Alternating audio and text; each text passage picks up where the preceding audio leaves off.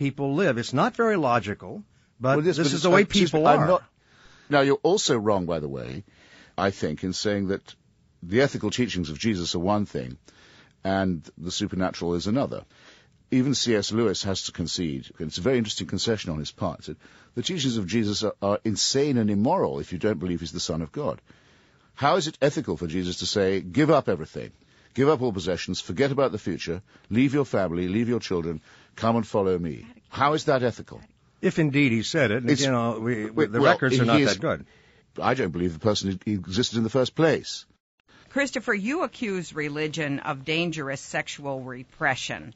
And again, many people would say that's true of many religious traditions. But is that true of all of them? Yes. And Ed? I would agree that traditionally that's been the way it has been. Hey, how long did it take for women to get the vote in the United States? But things are evolving.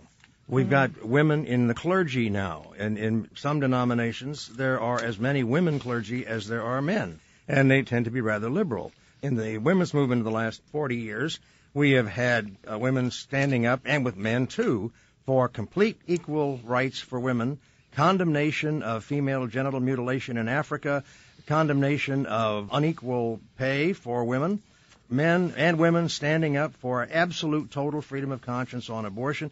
This is something of our generation, of our lifetimes, and I only hope that goes forward and progresses.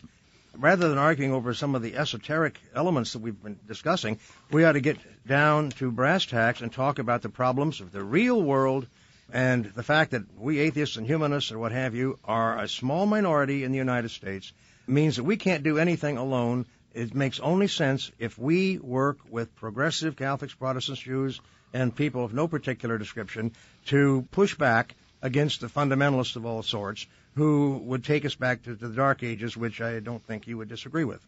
Christopher, would you disagree with that? Well, it seems yet another restatement of the idea that the large number of religious people are not religious and don't take the teachings of their churches seriously. I think that from the people that I have interviewed, there are many of them who are just as Ed described, but for whom those beliefs do grow out of a religious faith. If you pressed them, they would say yes, they believe a lot of those things that you just described about Christianity. But they act in ways to promote social justice and poverty, whatever it happens to be. Would you make common cause with them in those issues? Well, it would depend what my political views were. My secular political views. But I generally find religious people to be useless in things that really matter to me. I'll give you an example. Last year, you may remember, there was an attempt to destroy the economy of Denmark, small European democracy, because one of its afternoon papers had published some cartoons of the Prophet Muhammad. You remember the incident I'm describing? Yes. Oh, yeah, sure. Backed by several Muslim states, there was a boycott of the Danish economy, attempt to sabotage and break it down. Danish embassies were destroyed in countries which normally don't allow demonstrations at all. Individual Danes and actually random Scandinavians were set upon and murdered.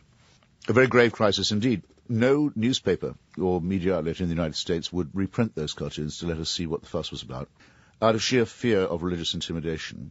Bad enough, I would say. A small atheist magazine that I write for called Free Inquiry did reprint them in the interest of the First Amendment, and we got pulled from the shelves at Borders Books for our trouble. Worse than that, though, it seemed to me, was that when it came to condemnation, every religious figure in the world condemned the cartoons and not the campaign of violence and terror.